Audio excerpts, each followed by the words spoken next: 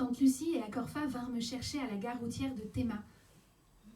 À mon arrivée, je serrai mon sac à main contre ma poitrine, désorientée par la cacophonie du terminal à ciel ouvert.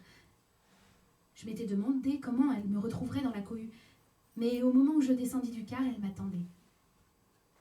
Elle sourit si largement que je laissai tomber mon sac et courus vers elle. Nous nous étreignions encore lorsque l'assistant du chauffeur déposa mon bagage à mes pieds. « Ah, je n'arrive pas à croire que tu es là !» dit Acorfa dans la Volvo. Elle était assise à côté de sa mère, qui essayait de se frayer un chemin à travers la foule.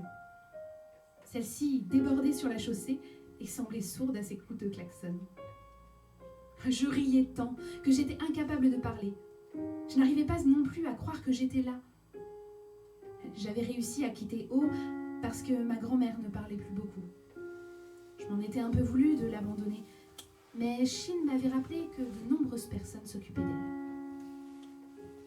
Acorfa était toujours aussi menu. Son corps musclé lui donnait une allure sportive, mais je savais qu'elle marchait rarement pour se rendre d'un endroit à un autre. Même si elle avait eu ses premières règles, on aurait dit qu'elle n'avait pas encore atteint la puberté. On voyait à peine ses seins pointés sur le chemisier à volant qu'elle portait, avec un jean et des sandales compensées. Ses cheveux étaient attachés en queue de cheval stricte. Ils semblaient plaqués avec du gel autour de son front, et ses ongles étaient d'un rose discret.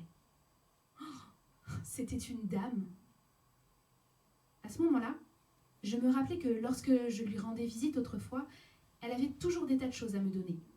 Elle voulait que je m'amuse et ne trouvait pas le repos tant qu'elle ne me jugeait pas satisfaite. J'oubliais momentanément ma grand-mère souffrante, tandis que nous nous tenions les mains entre les sièges en souriant. Nous n'avions même pas besoin de parler. Ma cousine partageait sa chambre avec moi. Tante Lucie portait à son magasin, qu'elle appelait supermarché, de bon matin, avant même que nous soyons réveillés. Suzy, la domestique, nous préparait le petit déjeuner. Youfi, qui conduisait un des taxis de Tante Lucie, nous emmenait en ville pour que nous fassions ce qu'Acorfa avait prévu. C'était toujours Acorfa qui payait le repas. Parfois, ses amis nous rejoignaient. Ces filles étaient si fières d'elle. Elles semblaient croire qu'elles seules avaient les yeux ouverts sur le monde et que le reste d'entre nous avançait à l'aveuglette. Elles frimaient dans leurs robes de prêt-à-porter, avec leur anglais occidentalisé, leur téléphone portable et leurs cheveux longs. L'une d'elles eut même l'audace d'ouvrir la bouche pour dire que O était un village. Et Acorfa ne fut même pas capable de la reprendre. Elles auraient aussi bien pu me traiter de villageoise.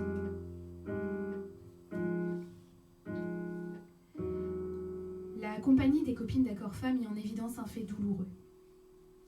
Lorsque nous étions toutes les deux, j'étais sa meilleure amie. Mais en présence des autres, j'étais juste sa cousine de passage à Accra. Elle semblait avoir plus en commun avec d'autres filles, Abigail, Sharon, Ferida. À un restaurant, elle s'asseyait autour d'elle et parlait tant que je parvenais à peine à en placer une. Et quand je m'exprimais, on aurait dit que ma voix n'atteignait personne. Peut-être qu'elle ne m'entendait pas, parce que je n'avais pas leur accent étranger. Pour ne rien arranger, leur sujet de conversation m'intéressait rarement. Acorfa étant fan de pop, Farida et elle parlaient sans arrêt de Mariah Carey et Destiny's Child, de leur tenue, des hommes avec qui elles sortaient, du sens caché des paroles de leur dernière chanson. Toutes semblaient obsédées par l'idée d'être étudiées aux États-Unis. C'était comme un rite initiatique. Et à les entendre, ce serait une honte de ne pas y parvenir.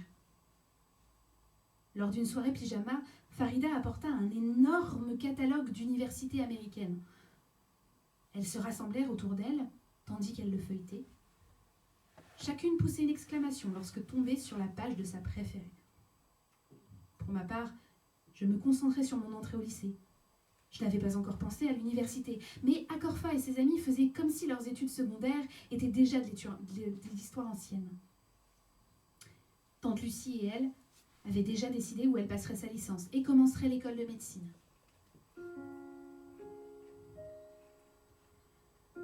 Je craignais de passer pour une idiote. de leur montrer une fois de plus que j'étais différente d'elles. Je ne voulais pas leur donner une raison supplémentaire de me traiter de villageoise. Je gardais donc le silence et les fixais avec colère quand elles ne me regardaient pas, ce qui était fréquent. Akorfa avait une vie que je ne faisais pas partie, et même si nous discutions souvent au téléphone, elle ne me racontait pas tout. J'ignorais que son quotidien avec ses nouvelles amies était aussi rempli, qu'il y restait à peine de la place pour moi. Chaque fois qu'une des filles s'approchait d'elle, j'avais un pincement au cœur, et ma température grimpait, et je luttais contre l'envie de la repousser du coude. Je restais sur la touche, les sourcils froncés, mais personne ne le remarquait.